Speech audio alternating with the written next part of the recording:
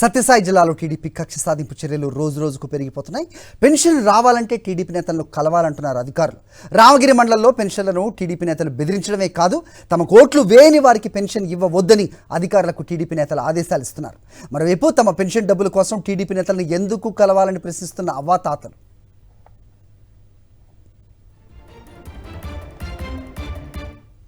ఇదే అంశంపై అప్డేట్స్ మా కరెస్పాండెంట్ శివారెడ్డిని అడిగి తెలుసుకుందాం. శివారెడ్డి, చెప్పండి.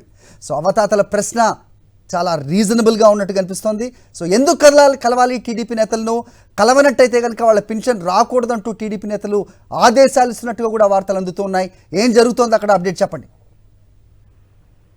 ఎందుకంటే గత ప్రభుత్వం కులాలు, మతాలు, పార్టీలకు అతీతంగా సంక్షేమ పథకాలు అందజేసింది. పెన్షన్ గా 1వ తేదీన ఖచ్చితంగా వాలంటీర్ ద్వారా పెన్షన్ పంపిణీ చేసింది. అయితే చంద్రబాబు ముఖ్యమంత్రి అయిన తర్వాత తొలిసారిగా జూలై 1వ తారీఖు నుంచి పెన్షన్ల పంపిణీ ప్రక్రియని ప్రారంభించారు. సచివాలయ సిబ్బంది కార్యదర్శి నుంచి పంపిణీ చేస్తున్నారు. అయితే తెలుగుదేశం పార్టీ నేతలు, కార్యకర్తల కనుసనల్లో సచివాలయ సిబ్బంది పనిచేస్తున్నట్టు చాలా స్పష్టంగా కనిపిస్తోంది. ఈ నేపథ్యంలోనే ఎవరికి పెన్షన్ ఇవ్వాలి, ఎవరికి ఇవ్వకూడదని దానిపైన పూర్తి స్థాయిలో ఆదేశాలు జారీ అవుతున్నాయి.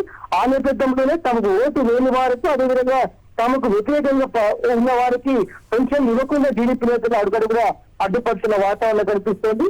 రాప్తాడు కాన్స్టిట్యూన్సీలో ఉన్న రామగిరి మండలంలో కావచ్చు, లేకపోతే ధర్మవరం కాన్స్టిట్యూన్సీలో ఉన్న బొక్కలపల్లి మండలం కావచ్చు, ఇదే ఇన్సిడెంట్స్ స్పష్టంగా బయటపడినాయి. ఎందుకు తమకు ఒకవైపున సచివాలయాల చుట్టూ, అదేవిధంగా ఎంపీడీఓ కార్యాలయం చుట్టూ వృత్తులు, అవాతాతలు ప్రదక్షిణాలు చేస్తూ ఉన్నారు. అధికారులను ప్రశ్నిస్తున్న వాతావరణం కనిపిస్తుంది. అయితే మీరు మీ ఎమ్మెల్యేలు కలవండి, అదేవిధంగా తెలుగుదేశం పార్టీ నేతల్ని కలవాలని చాలా స్పష్టంగా అధికారులు చెప్తున్న వాతావరణం కనిపిస్తుంది. ఎందుకు కలవాలన్న ప్రశ్నకు మాత్రం వారి నుంచి ఎట్లాంటి సమాధానం రాని పరిస్థితి కనిపిస్తుంది.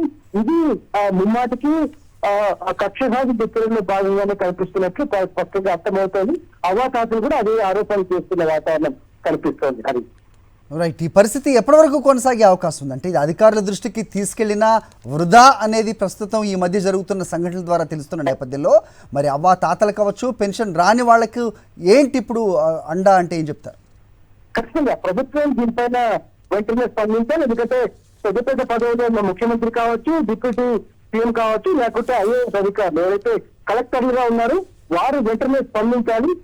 ఈ సంక్షేమ పథకాలు ఎవరైతే తీసుకుంటారో వారు కులాలు, మతాలు, పార్టీలకు అతీతంగా గత 5 సంవత్సరాలుగా ఏ విధంగా పంపిణీ చేస్తున్నారు, ఇప్పుడు కూడా అట్లే పంపిణీ చేయాలి. దీంట్లో రాజకీయ జోక్యం ఉండకూడదని స్పష్టమైన ఆదేశాలు అధికారులకు జారీ చేయాల్సిన అవసరం ఉంది.